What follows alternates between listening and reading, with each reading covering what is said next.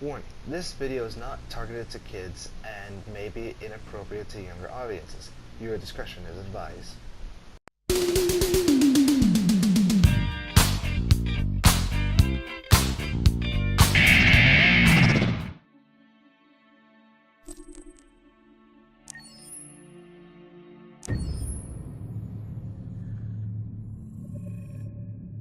Game after game, we try to challenge ourselves. For Detroit, we wanted to, first of all, to write a story that would be incredibly bending, which means the most non-linear story that we've ever created. And we wanted really the player to have the possibility to change the story, change his own journey. When you're writing at Quantic, you're writing for an interactive medium. You know, when you're working in television, you'll put a character in a difficult situation, and you as a writing team will argue about what would that character do. But ultimately, you have to decide what happens, and you just show the audience.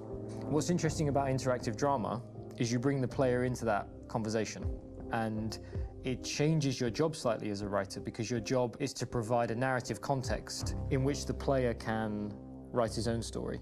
You're giving him this kind of narrative Lego that he's going to snap together into his own shape. You also have the ability to make your audience attach themselves to your characters, because the audience is in some sense responsible for what happens to the characters. It's just a few cans. Come on, let's go. We have some cash now. You used me to steal that money. How could you do that? I trusted you. What is a bit specific about these scripts is how large they are. If you take a film script, there are about 100 pages, but here we have to deal with a script that is between 4,000 and 5,000 pages. Everything becomes bigger because we don't just tell one story, but we tell all the possible stories that can be told within this narrative space. On Act 3, our final act, we have around 1,000 different scenarios. And every one of those scenarios has to be as interesting, as passionate, as strong, and as emotional for the player. We want every action that the player does, every interaction that is available to serve in telling the story, and help the player understand who his character is, and build that character moment to moment.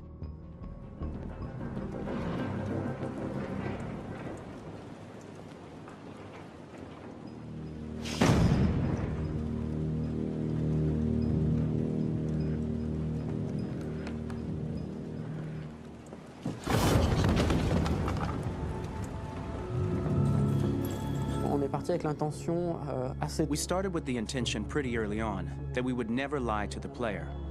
So we implemented a visible tree structure in the game that players can consult during a scene or at the end of it, which shows exactly what they did and what they missed.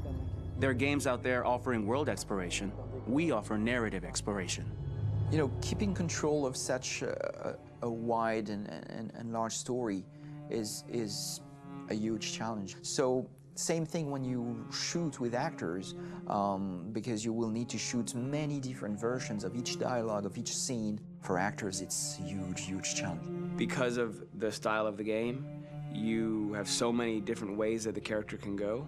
Every decision, it's what I call kind of choose your own adventure. Like every decision that the player makes, it's going to open up 40 more pages of material and experience that ties in, which means as a performer, you have to try to continue to make things feel real that the player might not ever see, but also that in performance, it's not always connected to a previous act. It's grueling, it's hard work, but it's a great team, and I enjoy doing it.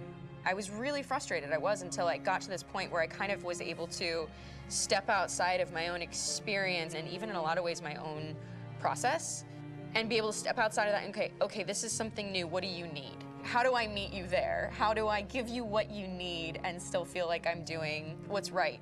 And once I did that, then all of a sudden it got really fun.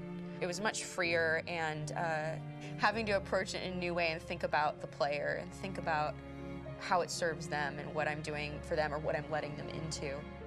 It's really, I think, helped me grow in general. Remember, there's nothing on the left. That's all. So it's probably all there. And then make her come first, close. But I think you would go first to check that it's safe. Okay, sure.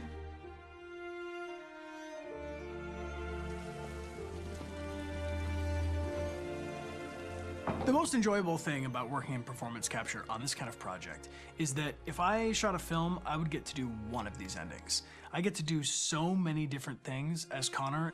Your head goes all over the place because you're trying to keep track of basically 4 different storylines for each different response. What's the name of my dog? Buddy? Scout. I think it's Jack. I can't remember.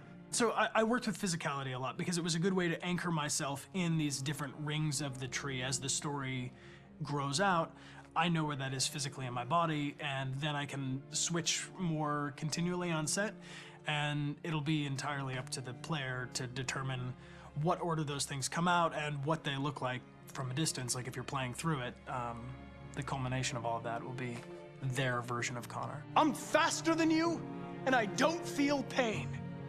You don't stand a chance against me. Listen, asshole. If it was up to me, I'd throw the lot of you in a dumpster and light a match to it. Shooting action scenes at Quantic Dream is a real challenge, because these are scenes where the storytelling has to continue. It's not an action scene just to have a dose of adrenaline.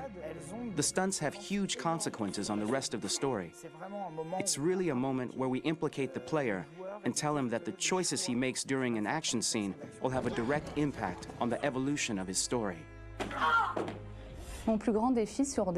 My biggest challenge on Detroit has been managing the large number of animations that we received from motion capture. Detroit features more than 37,000 animations, which is a huge amount to handle on a daily basis. You have to realize that the player, in his first playthrough, will miss certain scenes.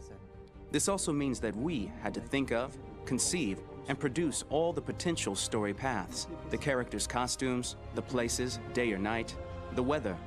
Did the character get shot in the shoulder? Did he get injured? All this consistency forced us to produce a lot of graphic assets in order to, quite simply, allow the player to have true continuity throughout the story. Honestly, we were even surprised by the challenges that come with such a big tree structure. And we did our best to guarantee quality across all the game and make sure that whatever path you choose within this narrative space, you will have an equally good experience.